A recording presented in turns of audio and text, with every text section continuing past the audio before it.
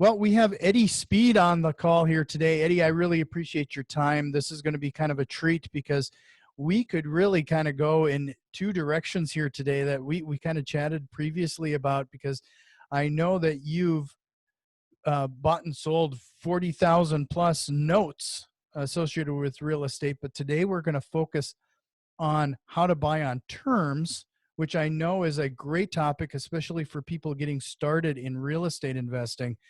But I am going to have to hit you live up right now because I think we really need to talk about the note buying sometime in the near future. But yep, love to.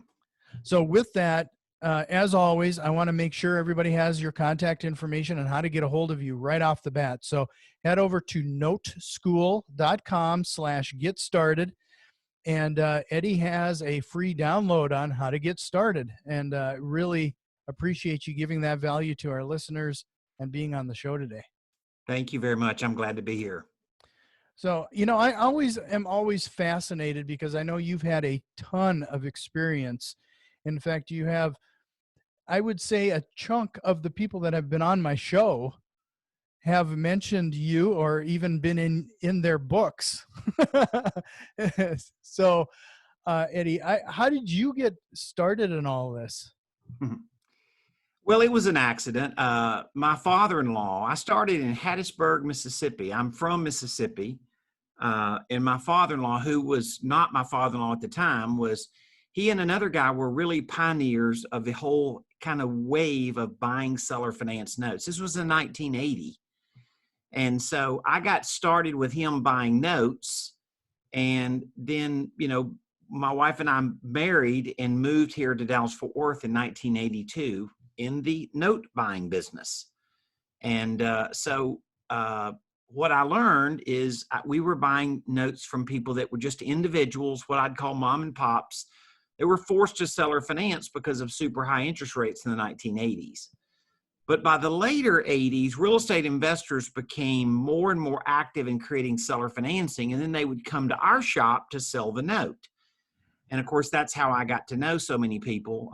You know, I guess my most notable client was the guy that founded Homevestors, Ken D'Angelo. And I started with him probably in 1987. And then he decided he was going to franchise the house buying business in 1992.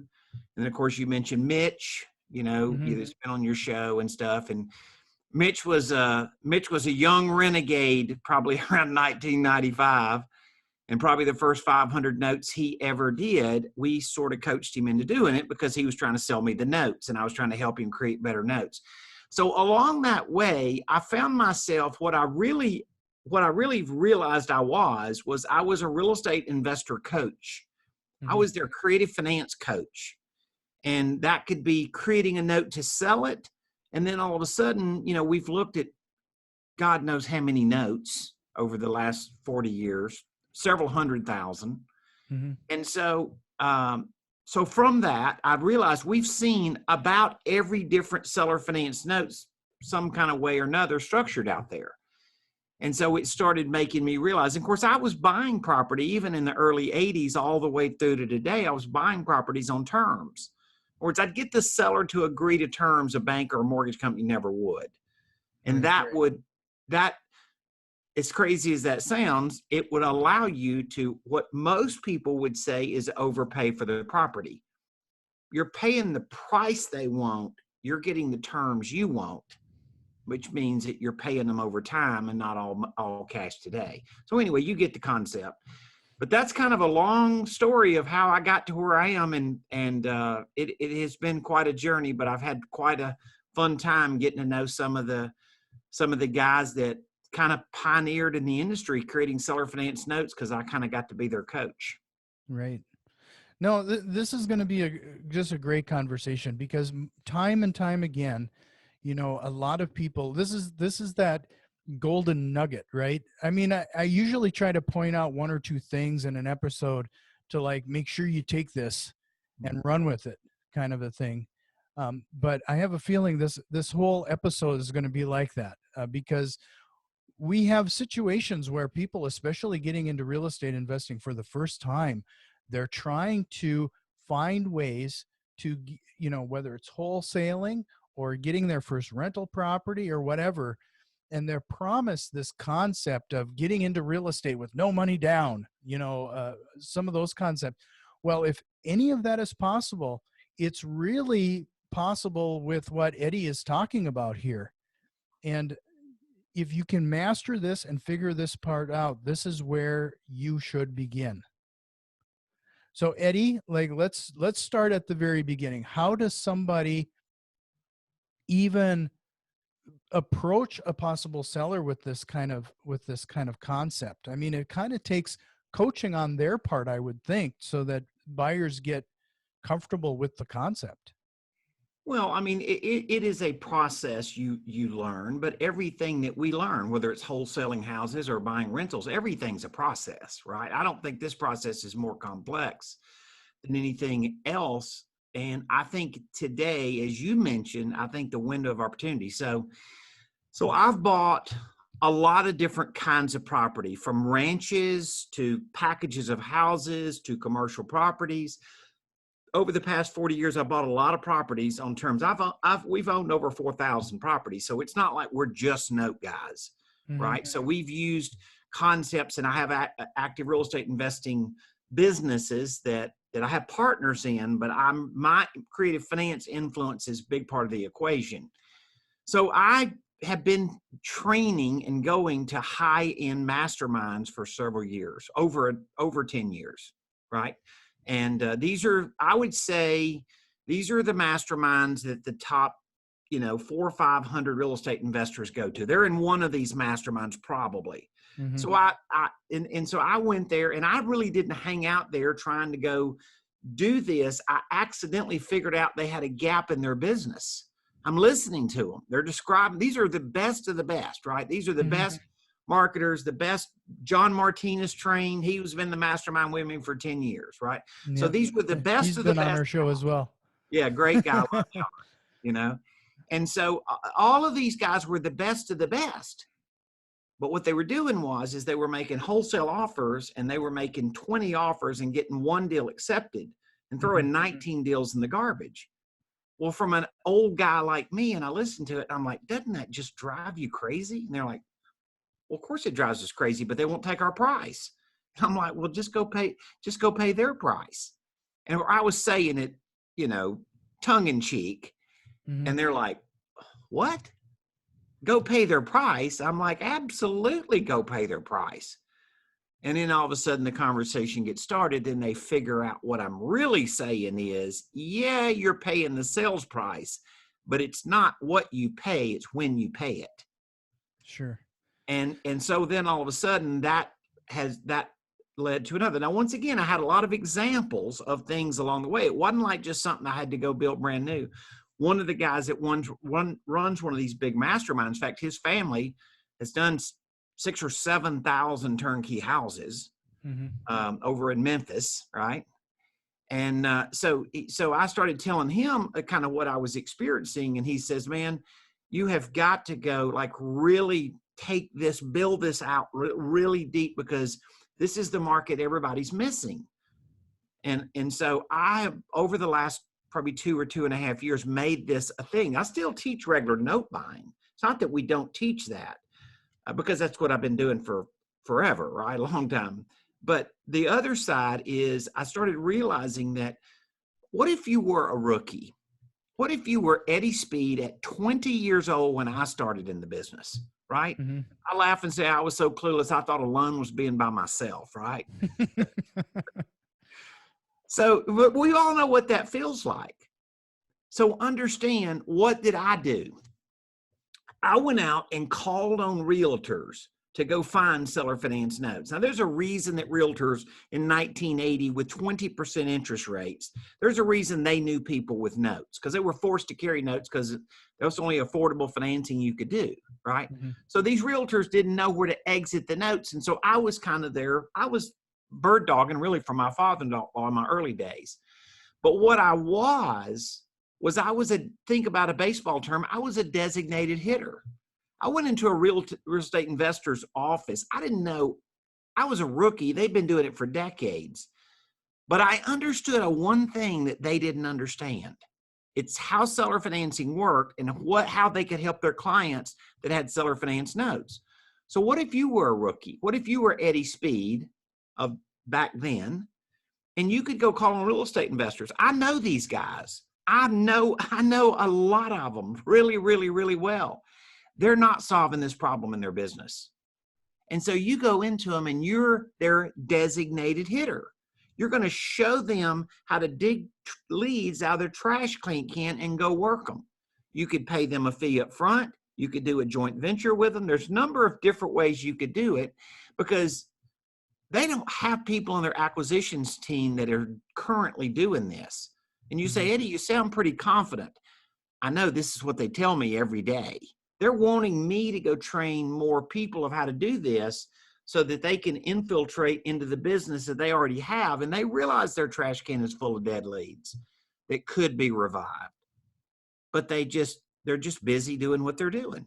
And think about it. If you approach that idea, what would it do for you, the beginner?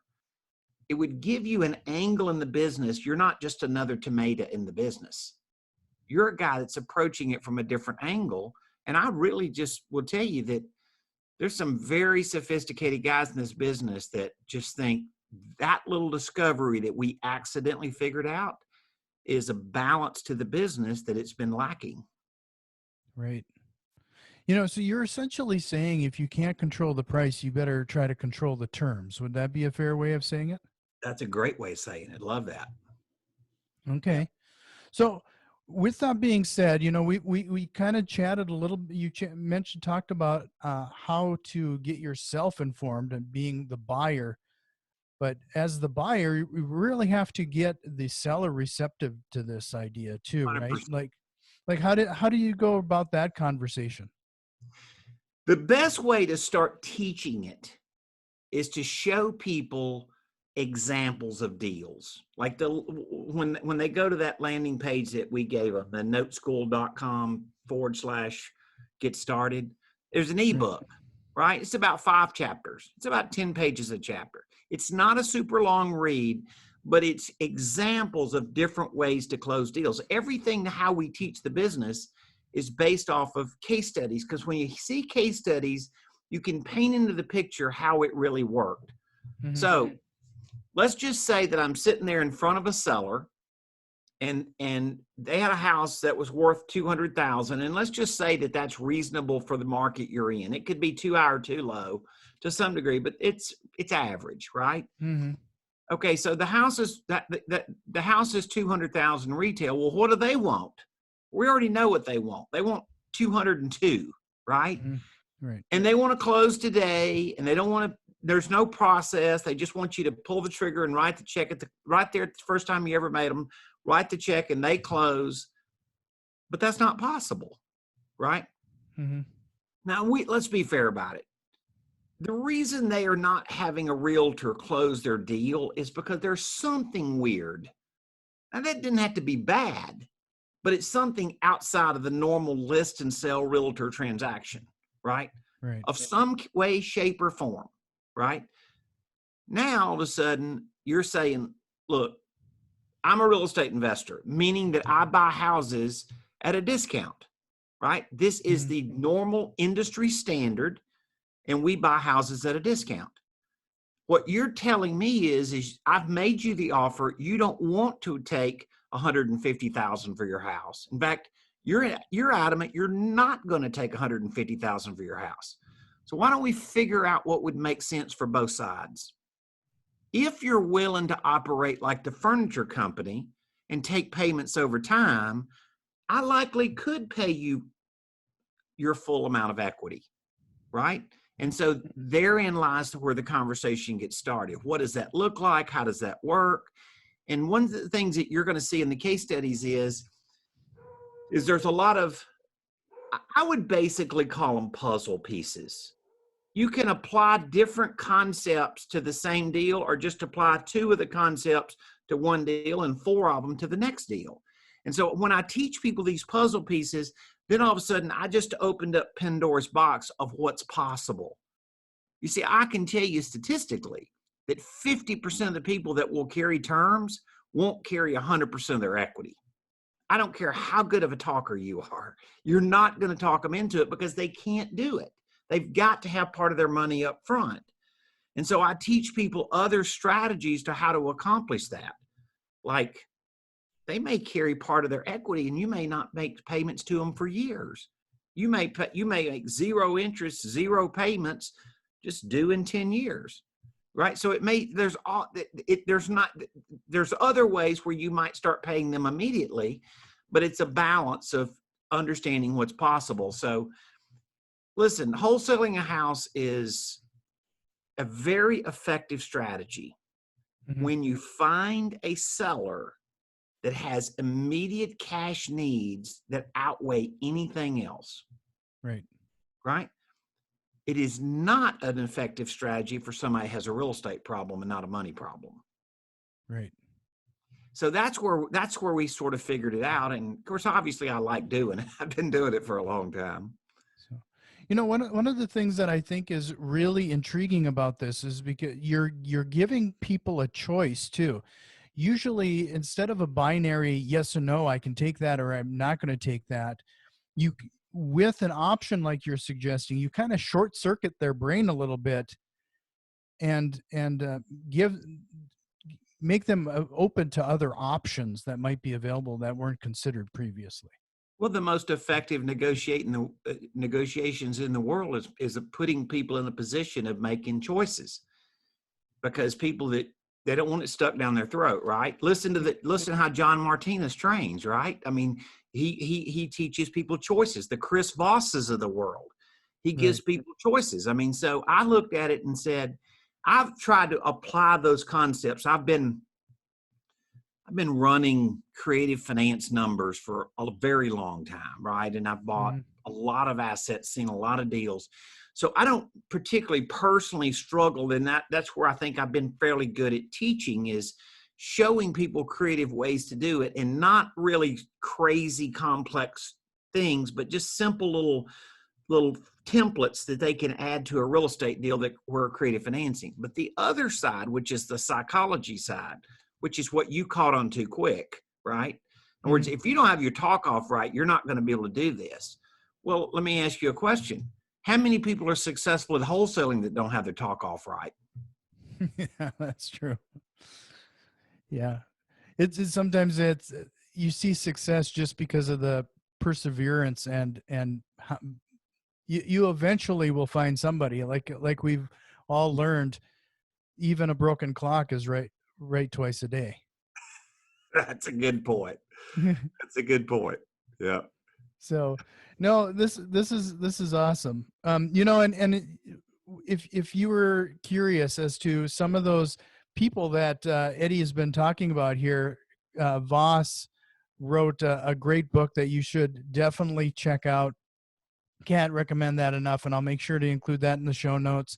And John Martinez, I mean, he's a legend in himself. If you go down any kind of real estate investing, negotiation, sales training, I mean, that guy He has some great revolutionized the information. wholesaling business. He truly revolutionized the wholesaling business, because he taught people the skill of sitting at the kitchen table and effective negotiating. So I've been influenced by those guys. And obviously, I realize that, when I'm suggesting to somebody they can go do this in their business, you are going to have to get the initial approach and the right thing. And so my whole style of teaching this is like how to ask questions. Right. And I want to get somebody to understand, like I'm going to sort of lead them into questions that then at the end of the day, I guess everybody has this in us, and most of us don't want to admit it, but we all have it in us somewhat. We all have some greed glands, right? And a seller of a property, they have that too. They have those greed glands. And so they're like, no, I'm not. Listen, let's be fair about it. If they could just call a realtor and list the house and sell it in 3 days, they wouldn't need us, right? There's a reason that our industry fills a gap in the market that traditional brokerage real estate doesn't fill, right? And so we know what they want, But what I've learned to do is position it like prioritize what's the most important to you. In other words, everybody wants all 20 things, but all 20 things may not be doable. What's the 3 biggest things you want? And can we help you accomplish it? And once again, now all of a sudden the seller's a lot more in a mode of understanding it. And there is even some advantages to them carrying paper over time. Mm-hmm. I mean, for one thing, they can avoid immediate taxation, Mm-hmm. right? They can take an installment sale election in their tax return and take the gain over time versus all gain today. Right. So, And that's actually, we've accomplished this just a few times, and having them carry the note, if you will. And more times than not, it was because that was their biggest concern, was the capital gains associated with the property. it's like I said, as long as I've been around real estate investing and as long as I've been around the space, I didn't really detect this.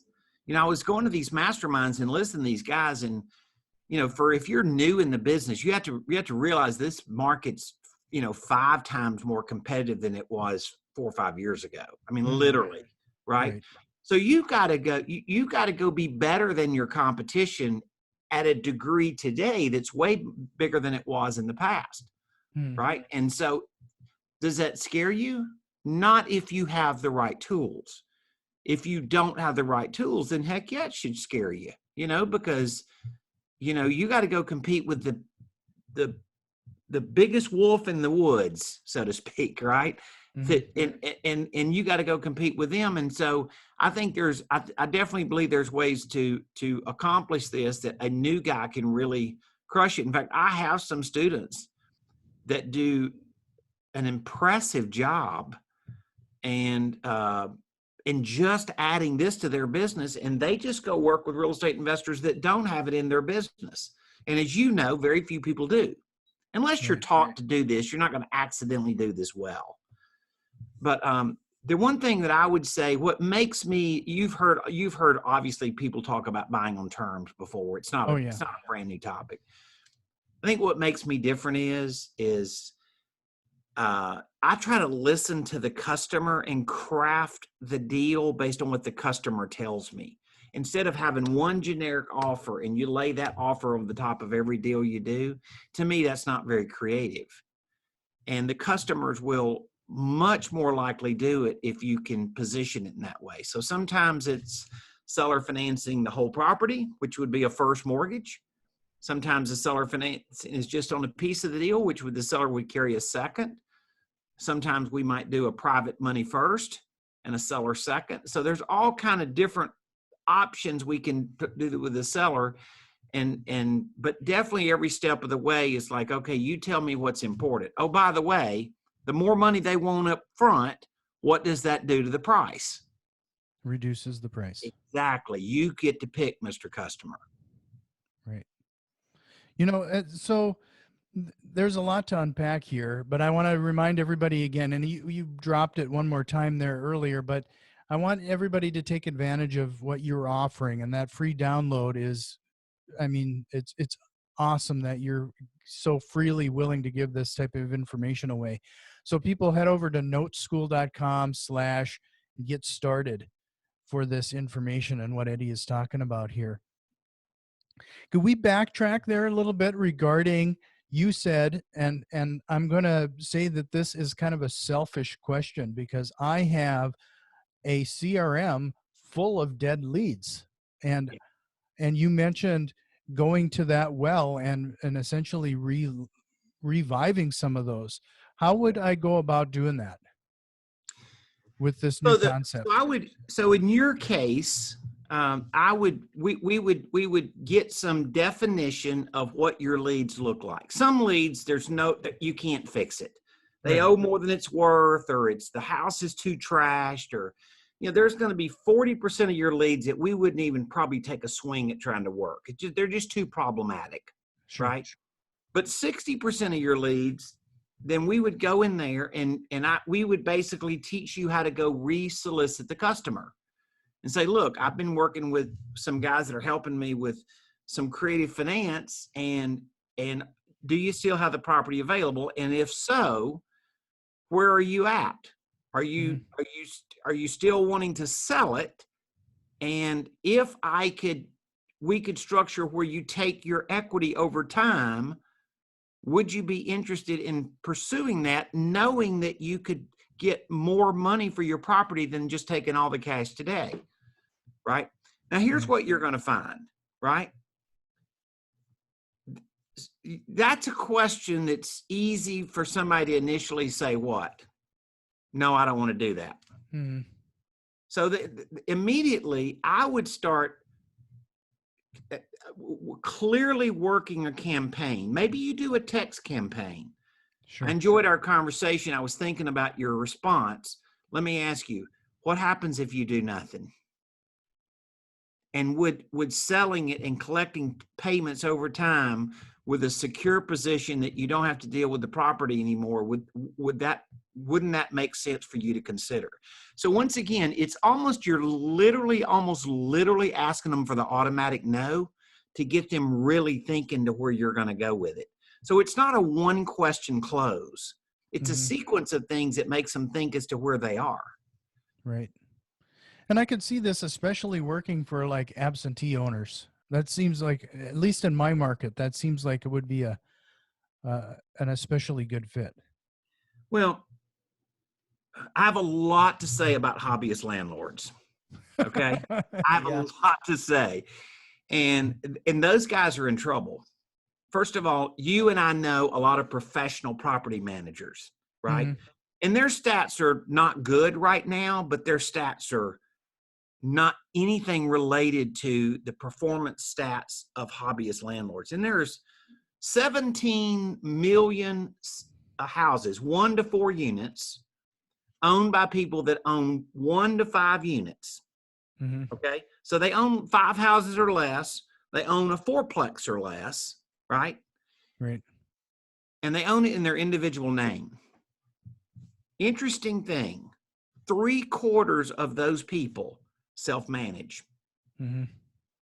And statistically right now, they're rubbing right up against about 35% aren't collecting rent. Right. So they have a problem. By the way, that's an excellent guy to go solicit to sell you a property on terms. Another interesting stat, this was all from the Urban Institute, by the way. So just so I just kind of quote my source, so that you know I'm just not making up numbers. 60% of these houses were paid for with cash. So they have equity. Right. By the way, those stats that I just gave you are stats that I regularly give to high volume real estate investors. And I find myself almost 100% of the time of them going, wow, I didn't know that. So statistics, especially regarding this, I mean, the pandemic has caused some significant issues, but you're absolutely right. More times than not, like you referred to them as hobbyist landlords, especially when they hit a certain age, they're pretty much done with it.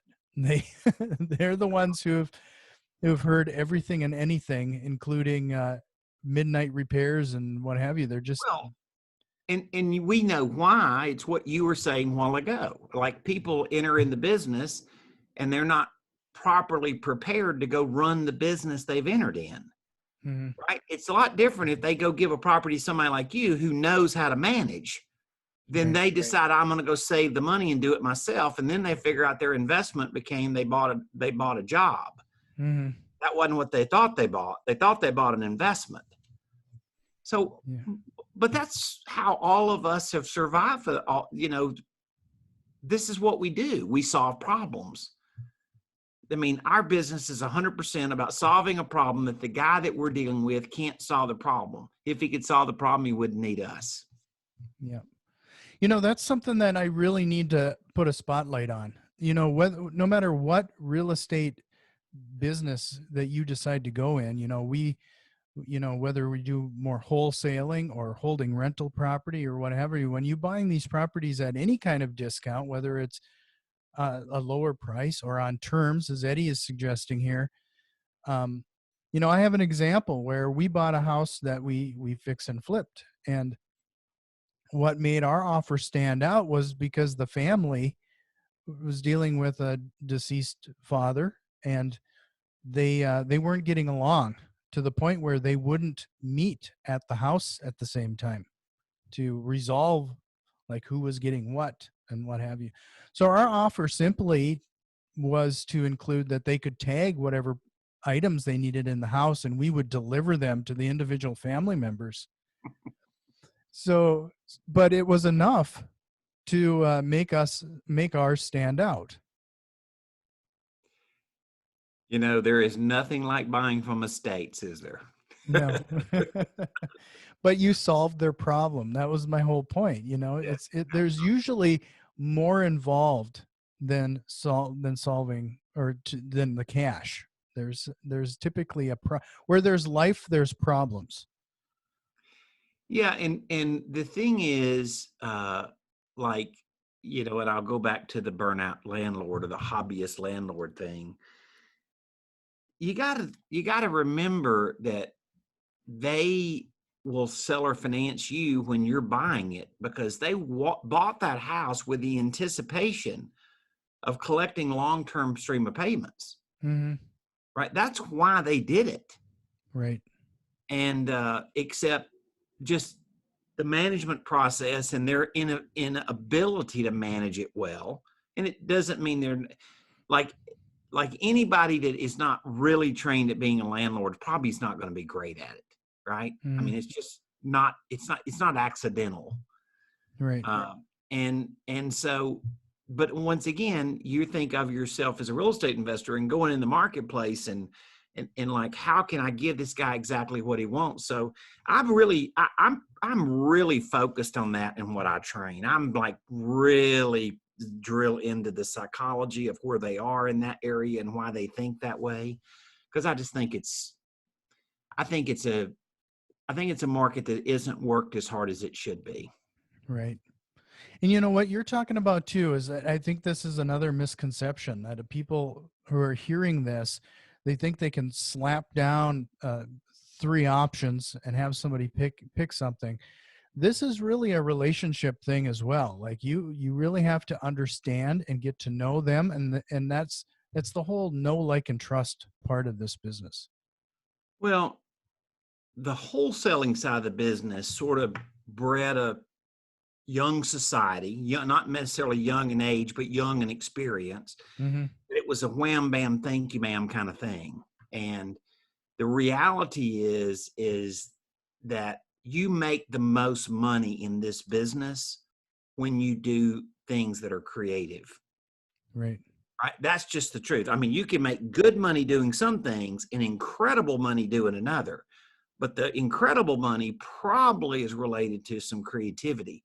And you can't just unpack the most creative idea to your customer, the guy selling a house to you. You can't necessarily do that in a 45-minute conversation and him sign a contract at the end. Right. That's what No. I've seen. No, absolutely right. If anything, marketing has taught us in this day and age too. I don't know if you've seen the last statistics, but I mean, it takes 8 to 12 times to reach somebody for them to take any kind of action. I would make the argument that is that almost that many times to build that necessary relationship too. I mean, this is an ongoing endeavor. I mean, and follow up is key. Yeah, it is. I teach it in the concept that it's sort of a multi-part closing. And the reason I do that is because if I were just training just the super high volume guys or somebody with your level of experience, right? I can shortcut some strategies, but I can teach the likable factor first concept to somebody that may not say the perfect words every time, but they leave there closer to the customer than when they got there. Mm-hmm. And so I've really learned that really is a very effective technique, is it, just teaching them certain prompting things and obviously letting the customer talk, and at the end kind of saying, okay, well, here's where I think that we could go with it. and here's what I think this would do for you, and so forth and so on. And once again, like if you notice today, I'm not like trying to go lay out numbers for people Right. because it wouldn't be fair to them, right? Yeah. The resources we're trying to give them is like where they can read some stuff and hear some stuff and see more some whiteboarding and stuff, and then they're like, oh man, yeah, I can see how that works. Mm-hmm. But up front, like people, it's just, we'll think in terms of this. What would the car industry be today if you had to pay all cash for a car? Right? Yeah. Yeah. What is the car industry today? Because you can do a lease, or you can get 7-year financing, or you can look what it did for the car industry. So Mm-hmm. look at how maybe the ability to pay for it over time revolutionized the industry as we know it today. Because how many cars would, how many $70,000 pickups would sell if they didn't have financing on them? Right. Not near as many. So the idea is I'm teaching people the idea of the obvious, which is if you could pay for it over time, you can pay more for it. So, and whether they rent it or they resell it on a wrap note and stuff, I just let that become their personal situation. They Mm-hmm. can take it any direction they want to. I can make arguments because I can say if you resold it, once you bought it and the seller carried terms for you and you're paying them over time. And then if I did a wrap note and you resold it, with the obligation of paying your underlying mortgage every month, what you then do is have kind of the best of both worlds. You earn transactional income just like a wholesale deal. Mm-hmm. And then you earn cash flow over the next 20 years just like a rental. Right. It's pretty good. Yeah. No, that's excellent. Excellent. And as somebody who has rental properties, what's even more appealing is that you don't have a air conditioner break and then blow your cash flow for a year. I train a lot of pretty significant landlords. And so, I don't debate about the note versus the landlord. I'm not trying to make that a debate, Mm-hmm. but I will tell you this. As long as the grade of the neighborhood and the grade of the property is good. I'm not a guy that teaches seller financing in substandard neighborhoods and substandard properties. I'm not smart enough to figure out how to do that. Right. But I will tell you this. I have some pretty savvy guys, like really savvy guys that I've helped, that they'll go take a third to half of their rentals, that the ones that don't perform as well, Mm-hmm. and owner finance their way out of them. And then all of a sudden they sort of have a blend in their portfolio, because when you owner finance your way out of it, you probably double your net income from having it just as a rental. Sure. So anyway, it's not that somebody should necessarily dump their whole portfolio. I do believe that we're entering closer into a note cycle than we have been an extreme lift in value real estate cycle. Mm-hmm. No, it's something that everybody should consider. So, with that being said, and I tried to keep this conversation to 20, 30 minutes, like I said, but you can tell it's already extended well beyond that. But I do usually like to give our listeners like a couple, 2, 3 action items that if they would make some immediate changes, low hanging fruit, if you will, that they could tackle right now, right today, after hearing this show, what would you say would be those immediate things that are easy for them to implement? Just introduce into your language. I could pay more for your property if you took your equity over time. Would you rather have more for it and take money over time, or would you rather have just insist on all cash to take today and take a lesser price? Sure. Just ask that. That's a sorting question that separates them right there to figure out whether you can engage the conversation. No, that is a great conversation, because it does identify those people who are open to that concept like pretty quickly. Yeah. So, I just really appreciate your time, Eddie. I have a feeling you and I could probably talk for another hour. But I understand. I know your time is extremely valuable, so I want to respect that. Um, Again, if you want more information, and like I mentioned before, if you don't take up Eddie up on this, I think you should question whether you are really motivated to get into real estate investing. You simply go to noteschool.com/get started, get that free ebook. I mean, there's more than enough information and content there to keep you busy for a little while. But I really appreciate your time, Eddie. I hope you can hope you're willing to come back on because, like I mentioned before, I really like to dive a lot deeper into the note selling and buying part of this, and Yes, sir. we could probably spend a good hour on that too. I bet we could. I'd love to do that. So, thank you again, Eddie. Appreciate it, and I hope we can chat again. All right. See you soon, sir. Thank you.